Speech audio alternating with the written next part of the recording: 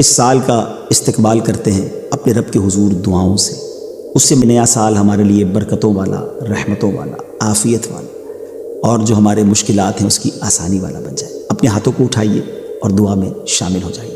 اے رب کریم، تیری مہربانی کہ تو نے ہمیں یہ سال پورا کرنا نصیب فرمایا۔ اے اللہ، اب تک زندگی میں جتنے ہم نے سال گزارے، جتنے لمحات گزارے، یقیناً اس میں بہت خطائیں ہوئی ہوں گی۔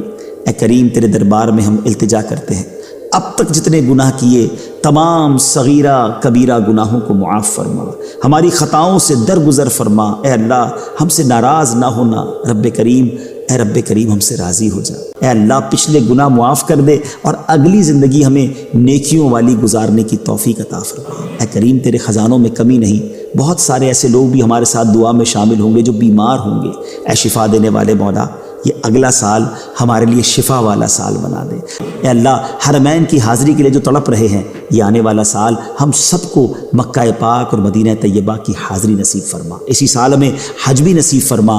اے کاش رمضان مدینہ بھی عطا فرما۔ نہ جانے دنیا میں کہاں کہاں تیرے بندے اور تیری بندیاں ہمارے ساتھ دعا میں شامل ہیں، بعد میں شامل ہوں گے۔ اے اللہ، ان کے اٹھے ہوئے ہاتھوں کی لاج رکھ لے، ہم سب کی جھولیاں بھر دے، ہم سب کی مرادیں پوری کر دے، ہمیں نیک بنا دے۔ اے اللہ، یہ آنے والا سال ہمیں 5 وقت کا نمازی بھی بنا دے، ہماری اب کوئی نماز قضا نہ ہو۔ اے اللہ، جو رمضان آئے اس میں ہم پورے روزے بھی رکھیں، ہم پر جب بھی زکوٰۃ فرض ہو ہم زکوٰۃ بھی ادا کریں۔ تیرے نیک بندوں میں ہمیں شامل کر لے، نیکیوں میں ہمارا دل لگا دے اور گناہوں والی زندگی سے ہم سب کی جان چھڑا دے۔ یا رب العالمین، تیرے خزانوں میں کمی نہیں، ہماری یہ ٹوٹی پھوٹی دعائیں اپنے کرم سے قبول فرما۔ اور اے اللہ، تیرے دربار میں یہ بھی التجا ہے کہ جب بھی ہمارا آخری وقت آئے ہمیں ایمان کے ساتھ، عافیت کے ساتھ مدینہ منورہ میں شہادت کی موت عطا فرما۔ آمین بجاہ النبی الامین صلی اللہ تعالی علیہ وسلم وعلی آلہ وصحبہ وبارک وسلم۔